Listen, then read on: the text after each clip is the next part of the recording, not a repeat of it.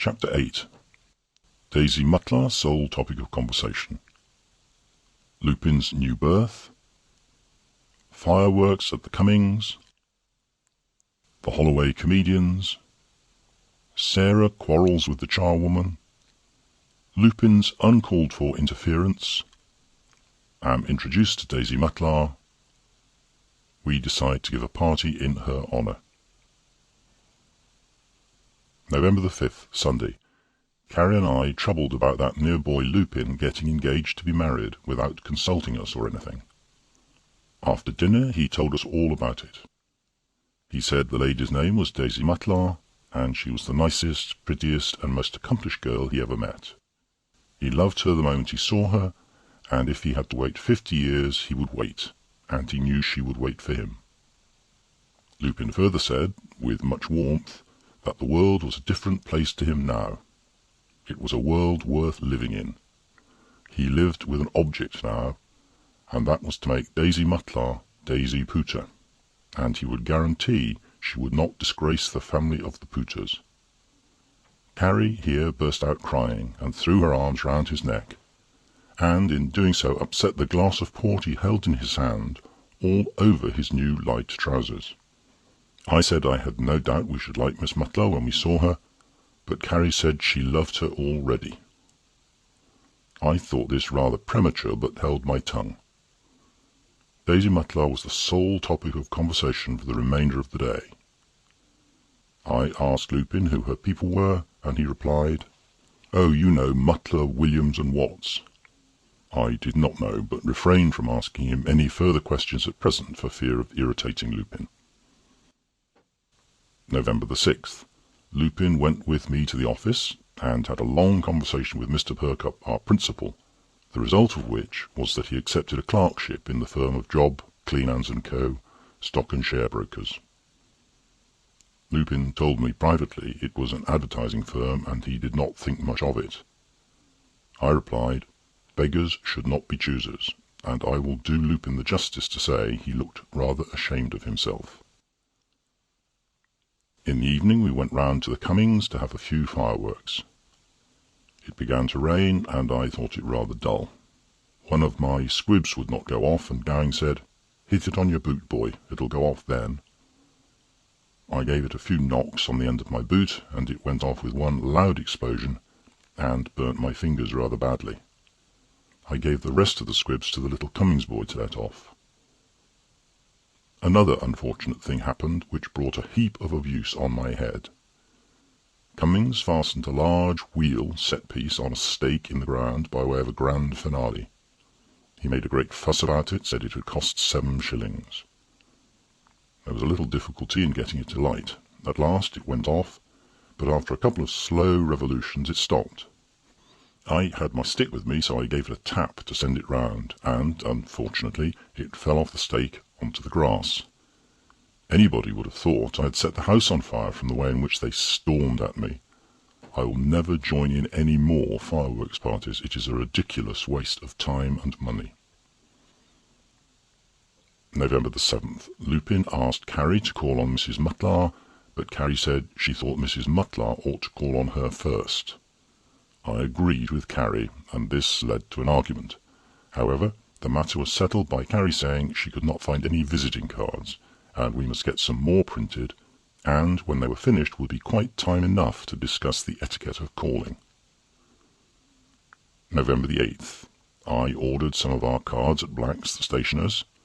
I ordered 25 of each, which will last us for a good long time. In the evening Lupin brought in Frank Mutlar, Miss Mutlar's brother. He was a rather gawky youth, and Lupin said he was the most popular and best amateur in the club, referring to the Holloway comedians. Lupin whispered to us that if we could only draw out Frank a bit, he would make us roar with laughter. At supper young Mutlar did several amusing things. He took up a knife, and with the flat part of it played a tune on his cheek in a wonderful manner.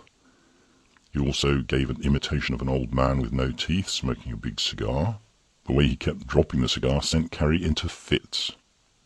In the course of conversation Daisy's name cropped up, and young Mutlar said he would bring his sister round to us one evening, his parents being rather old-fashioned and not going out much. Carrie said we would get up a little special party.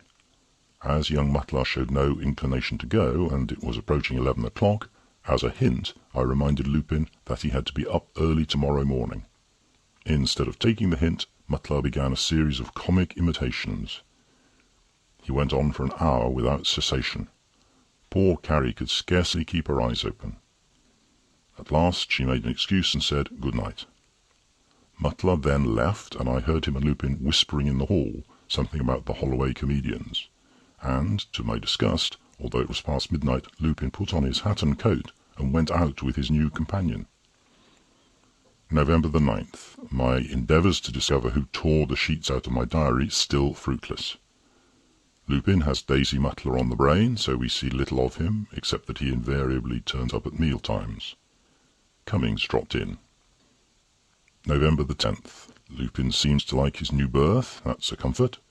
Daisy Matlar the sole topic of conversation during tea. Carrie almost as full of it as Lupin. Lupin informs me to my disgust that he has been persuaded to take part in the forthcoming performance of the Holloway comedians. He says he is to play Bob Britches in the farce Gone to My Uncle's. Frank Matlar is going to play Old Musty. I told Lupin pretty plainly I was not in the least degree interested in the matter, and totally disapproved of amateur theatricals. Gowing came in the evening. November the 11th. Returned home to find the house in a most disgraceful uproar. Carrie, who appeared very frightened, was standing outside her bedroom, while Sarah was excited and crying. Mrs. Birrell, the charwoman, who had evidently been drinking, was shouting at the top of her voice that she was no thief, that she was a respectable woman, who had to work hard for her living, and she would smack anyone's face who put lies into her mouth. Lupin, whose back was towards me, did not hear me come in. He was standing between the two women, and, I regret to say, in his endeavour to act as peacemaker, he made use of rather strong language in the presence of his mother. And I was just in time to hear him say, "And all this fuss about the loss of a few pages from a rotten diary that wouldn't fetch 3 halfpence a pound." I said, quietly, "Pardon me, Lupin, that is a matter of opinion, and as I am master of this house, perhaps you will allow me to take the reins." I ascertained that the cause of the row was that Sarah had accused Mrs. Birrell of tearing the pages out of my diary to wrap up some kitchen fat and leavings, which she had taken out of the house last week. Mrs. Birrell had slapped Sarah's face and said she had taken nothing out of the place. There was never no leavings to take. I ordered Sarah back to her work, and requested Mrs. Birrell to go home. When I entered the parlour, Lupin was kicking his legs in the air and roaring with laughter. November the 12th, Sunday. Coming home from church, Carrie and I met Lupin, Daisy Matlar and her brother. Daisy was introduced to us, and we walked home together, Carrie walking on with Miss Matlar.